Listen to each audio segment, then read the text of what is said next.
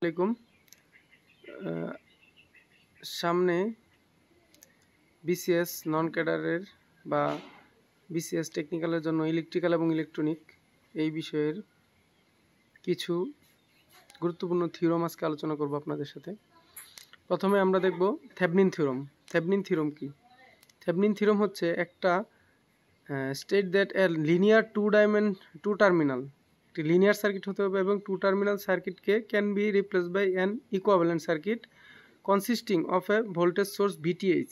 একটা voltage source থাকবে in series with resistance RTH.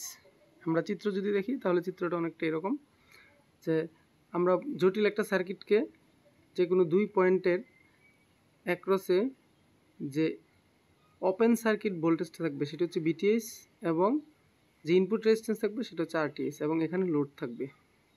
আমরা একটু দেখতে পাই এখানে VTH হচ্ছে open circuit voltage of the terminal and RTH হলো input or equivalent resistance of the terminal when independent source are turn off. জটিল সার্কিটের যে ইন্ডিপেন্ডেন্ট সোর্সগুলো রয়েছে সেগুলো যখন অফ থাকবে তখন যে রেজিস্ট্যান্সটা থাকবে মূলত তাই হচ্ছে RTH। এটা বের করার জন্য আমরা কি করি, সার্কিটের অবস্থিত ভোল্টেজ সোর্সগুলোকে শর্ট করি এবং কারেন্ট সোর্সগুলোকে ওপেন করি। এখন আমরা একটি সরল সার্কিট দেখতে পাচ্ছি। এই সার্কিটের ক্ষেত্রে যে কারেন্ট ফ্লো করছে এই আয়ের মানটা হচ্ছে আরটিএস এবং আরএল, যে লোডের রেজিস্ট্যান্স, এই দুইটা সিরিজে আছে। তাহলে আমরা পাচ্ছি I equal to VTS by RTS plus RL. এখন পাওয়ার অন লোড, তাহলে পাওয়ারটা কত, আই স্কোয়ার আরএল, যেহেতু এই আরএল লোডে, তাহলে আই স্কোয়ারের ভ্যালু আমরা এখানে বসিয়ে দিই, এটা পাচ্ছি। এবার ফর ম্যাক্সিমাম পাওয়ারের জন্য আরএল এর মানটা চেঞ্জ করে করে কোন মানের জন্য ম্যাক্সিমাম হবে এই জন্য আমরা আরএল এর সাপেক্ষে পাওয়ারের ডিফারেন্সিয়েশন করেছি। এটা যদি জিরো ধরি ফার্স্ট ডেরিভেটিভ তখনই আমরা ম্যাক্সিমাম পাওয়ারের শর্তটা পেয়ে যাব। তারপর আমরা যথারীতি ক্যালকুলেশন করলাম, ক্যালকুলেশন করার পরে আমরা পাচ্ছি আরএল ইকুয়াল টু আরটিএস। এই শর্তের উপর সার্কিটে এই লোডে যখন লোডের মান আরটিএস এর সমান হবে থেভনিন রেজিস্ট্যান্সে তখন ম্যাক্সিমাম পাওয়ার ড্র করবে বা ডিসিপেট হবে। তাহলে আমরা ম্যাক্সিমাম পাওয়ার পাচ্ছি আই স্কোয়ার আরটিএস বা বিটিএস স্কোয়ার বাই 4 আরটিএস। এটা হচ্ছে ম্যাক্সিমাম পাওয়ারের সূত্র। এখন আমরা কিছু নিউমেরিক্যাল দেখব, যেমন এই একটা নিউমেরিক্যাল, এটা হচ্ছে সোর্স ট্রান্সফরমেশন এর একটি ম্যাথ। এবং সোর্স ট্রান্সফরমেশন ডিপেন্ডেন্ট সোর্সেও করা যায়, এটা প্রমাণ হয় এই ম্যাথের দ্বারা। অর্থাৎ এখানে আমরা একটা সার্কিট দেখতে পাচ্ছি, এখানে বলা হয়েছে বিএক্স এর মান বের করার জন্য। তাহলে আমরা প্রথমে যদি সোর্স ট্রান্সফরমেশন করি তাহলে আমরা দেখতে পাচ্ছি এই 2 ওহম আর 6 ভোল্ট এই দুইটাকে কারেন্ট সোর্সে কনভার্ট করলে 3 দুগুণা 6, যেহেতু 6কে 2 দ্বারা ভাগ করে আমরা 3 এম্পিয়ার একটি কারেন্ট সোর্স এবং প্যারালাল রেজিস্ট্যান্স 2 পাচ্ছি। এবং আগের একটি 2 ওহম ছিল, এবার এই 2 আর 2 একসাথে প্যারালাল হয়ে 1 হবে এবং এখানে 3 এম্পিয়ার আছে। এখন এই দুইটাকে যদি সোর্স ট্রান্সফরমেশন করি তাহলে আমরা পাবো 3 ভোল্ট এবং 1 ওহম। আচ্ছা, এটা এবার ডান পাশে দেখেন, ডান পাশে যে এইখানে কারেন্ট সোর্স প্যারালাল রেজিস্ট্যান্স, এটাকে সোর্স ট্রান্সফরমেশন করে ভোল্টেজ সোর্সে কনভার্ট করা যায়। যেমন 4 ইন্টু 0.25 1 হয়ে যাবে, যে ভিএক্স আর 4 সিরিজে যুক্ত হয়েছে। এবং সবচেয়ে গুরুত্বপূর্ণ কথা, তীর চিহ্ন দেখেন, তীর চিহ্ন যেদিকে আছে এদিকে প্লাস এদিকে মাইনাস, এদিকে প্লাস এদিকে মাইনাস, এবং রেজিস্ট্যান্সটা প্লাসের পরে দিতে হবে, এটা সবচেয়ে ভালো নিয়ম। এবার আমরা দেখতে পাচ্ছি আরও শর্টকাট করে ফেলি, এখানে 4 আছে, এখানে 1 আছে। এখন আমরা এখানে একটা ফুল একটা লুপ পাচ্ছি। এই লুপে আমরা যদি কেভিএল অ্যাপ্লাই করি তাহলে আমরা পাচ্ছি যে এদিক থেকে শুরু করলাম -3 এ ঢুকে -3, যেদিক দিয়ে কারেন্ট ঢুকবে ওই চিহ্নটা হবে। আবার 1 আর 4 হলো I plus 4i, I plus 4i বা 5i। তারপর এবার এদিকে প্লাস দিয়ে ঢুকে প্লাস বিএক্স, আবার এদিকে প্লাস 18 দিয়ে ঢুকে প্লাস 18 ইকুয়াল টু 0। এখন এখানে আমরা একটা ইকুয়েশন পেলাম এটা। এবার লুপ, এখন আমরা যেহেতু এই দুই ওহম রেজিস্ট্যান্সে অ্যাক্রসে বিএক্স, অর্থাৎ এই নোডের অ্যাক্রসে বিএক্স, তাহলে আমরা এই নোডটা এখানেও এই নোডটা পাচ্ছি, এই নোডের অ্যাক্রসে বিএক্স। এখন আমরা যখন এটাকে আবার প্যারালাল হিসাব করছি তখনও কিন্তু এই নোডের অ্যাক্রসে বিএক্স ভোল্টেজটা থাকবে। তাহলে বিএক্স ইকুয়াল টু আমরা এখানে একটা বিএক্স ভোল্টেজ ধরে এখানে আমরা একটা লুপ চালাতে পারি। তাহলে এই লুপটা হবে -3 প্লাস আই, যেহেতু এই যে একটা রেজিস্ট্যান্স, প্লাস বিএক্স, এখান থেকে বিএক্স এর মান এত। এবার ক্যালকুলেশন করলে আপনার বিএক্স এর মান পেয়ে যাবেন। এবার আমরা দেখব Thevenin equivalent circuit with dependent source. Dependent সোর্সের ম্যাথগুলো অনেক সময় কঠিন হয়, তাই আমরা ডিপেন্ডেন্ট সোর্সের আলোচনা করব। এখানে আমরা একটা সার্কিট দেখতে পাচ্ছি, এটা সাদিকুর বইয়ের একটা উদাহরণ দেওয়া আছে, উদাহরণ না, এটা এক্সারসাইজ আর কি, এক্সারসাইজটা আমি সলভ করেছি। এখানে প্রথমে আমরা বিটিএস যখন বের করব, বিটিএস এবং আরটিএস যখন বের করব, তখন আমাদেরকে ডিপেন্ডেন্ট সোর্সকে রাখতে হবে, তাকে শর্ট বা ওপেন কিছু করা যাবে না। ইন্ডিপেন্ডেন্ট সোর্সগুলোকে শর্ট বা ওপেন করা যাবে।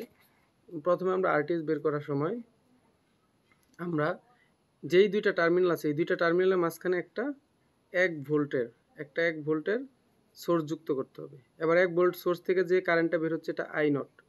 এবার এই 1 ভোল্টকে যদি আই নট দ্বারা ভাগ করি, তখন আমরা এখান থেকে আরটিএস পেয়ে যাব। ঠিক আছে, তাহলে আমরা দেখি কিভাবে করি। প্রথমে এখানে যেহেতু একটা দুইটা তিনটা মেশ আছে, I1 I2 I3। এবার যেহেতু দুইটা 1 এবং 2 এর মাঝে একটা কারেন্ট সোর্স রয়েছে, তাহলে সুপার মেশ অ্যাপ্লাই করব। তাহলে সুপার মেশ আমরা অ্যাপ্লাই করলাম। এদিক থেকে 5I1, তারপরে এদিক থেকে 3I2 এবং এদিক থেকে 4 কি, এদিকে I2 ঢুকছে, I2 মাইনাস I3, এই যে 4I2 মাইনাস I3। আমরা একটা ফুল এই একটা সুপার মেশ, এই মেশটা, এই দুইটা মিলে একটা সুপার মেশ হয়েছে, এটার ইকুয়েশন আমরা এই দাঁড় করালাম। ঠিক আছে, এবার লুপ 3, এবার 3 নাম্বার লুপ, আরেকটা লুপ ছিল যে এটার একটা আমরা নর্মাল ইকুয়েশন পেয়ে যাই। এটা -1 দিয়ে প্লাস দিয়ে ঢুকেছে, তো 1 প্লাস 4 I3 মাইনাস I2, যেহেতু এই দিক থেকে I3 ঢুকেছে, লুপেরটা আগে রাখবো, এরপরে পাশের লুপেরটা নিব, অর্থাৎ 4I3 মাইনাস I2 প্লাস 1। এখান থেকে আমরা এই ইকুয়েশন পেলাম। এবার এই দুইটা ইকুয়েশন আমরা এখানে কয়টা ভ্যালু, একটা দুইটা তিনটা প্যারামিটার রয়েছে, তাহলে এখানে আমরা দুইটা ইকুয়েশন পেয়েছি, আরেকটা ইকুয়েশন লাগবে। এখন আমরা একটু দেখি এই দিকে যে কারেন্টটা, এটা মূলত কি, এইটা হচ্ছে I2। ঠিক আছে, এটা I2 উপরের দিকে উঠছে, লুপ দেখে দেখেন উপরের দিকে উঠছে, এবং I1 নিচের দিকে। তাহলে আমরা এই তীর চিহ্নটা কোন দিকে, উপরের দিকে, তাহলে কি I2 মাইনাস I1 হবে 1.5 IX। এই যে আমরা লিখেছি I2 minus I1 equal to 1.5 IX। এরপরে দেখেন IX-টা কি, IX-টা হচ্ছে এই ব্রাঞ্চের কারেন্ট, এটা এই যে ম্যাথে বলা আছে প্রথমেই। তাহলে এই ব্রাঞ্চে আমার আছে I2, তাহলে IX ইকুয়াল টু I2, তাহলে আমরা এখানে বসিয়ে দিই। এখানে আরেকটি ইকুয়েশন পাচ্ছি, মাইনাস I1 0.5 I2 বা I1 plus 0.5 I2 equal to 0। এই তিনটা ক্যালকুলেটর সলভ করলে আমরা পাবো I1 I2 I3। এবার I3টা যেহেতু হচ্ছে আমার I নট নেগেটিভ দিকে, যেহেতু I3 দেখেন I3টা হচ্ছে এই দিকে যাচ্ছে, আর I নট হচ্ছে এই দিকে, তাহলে এটা উল্টা দিক negative. Just I0 equal to minus I3, এত 2.25। এখন দেখেন, যেহেতু আমরা আগেই সূত্র দেখেছি, voltage divided by current equal to RTH, এখানে আমরা ভ্যালু বের করে দিলাম, এই হচ্ছে আমার RTH এর মান। এবার আমাদের VTH বের করতে হবে, যথারীতি VTH এ ভোল্টেজ সোর্সগুলো রাখতে হবে। এখন VTH এর জন্য আমরা এই দুইটা টার্মিনাল অ্যাক্রসে VTH বের করছি, তাহলে অর্থাৎ 4 ওহম যে রেজিস্ট্যান্স আছে এর অ্যাক্রসে ভোল্টেজ, এটাই হচ্ছে VTH। এই ভোল্টেজটা বের করার জন্য আমাদের প্রথম কাজটা হচ্ছে, যেহেতু এখানে দুইটা লুপ রয়েছে, সহজ হয়, এবং মাঝখানে একটা কারেন্ট সোর্স রয়েছে, সরাসরি সুপার মেশ অ্যাপ্লাই করলেই হয়ে যাবে। সরাসরি সুপার মেশ অ্যাপ্লাই করি, এই দিক থেকে মাইনাসের দিকে ঢুকেছে, -6 প্লাস 5I1, তারপরে এইদিকে শেষ, এইদিকে চলে আসেন plus 3I2 plus 4I2 equal to 0। যেহেতু এইখানে আর কিছু নাই, তাহলে আমরা একটা ইকুয়েশন পেয়ে গেলাম। এখন এই ডিপেন্ডেন্ট সোর্সের দিকে চিন্তা করেন, এই আগের মতো এখানে 1.5 IX ইকুয়াল টু হচ্ছে I2 মাইনাস I1, যেহেতু ডিরেকশন সেম, বা I2 minus I1 equal to 1.5 IX, এবং IX-টা হচ্ছে যে I2। এবার ইকুয়েশন দুইটা সলভ করলে আমরা I2-র মান পেয়ে গেলাম। I2-র যে মানটা,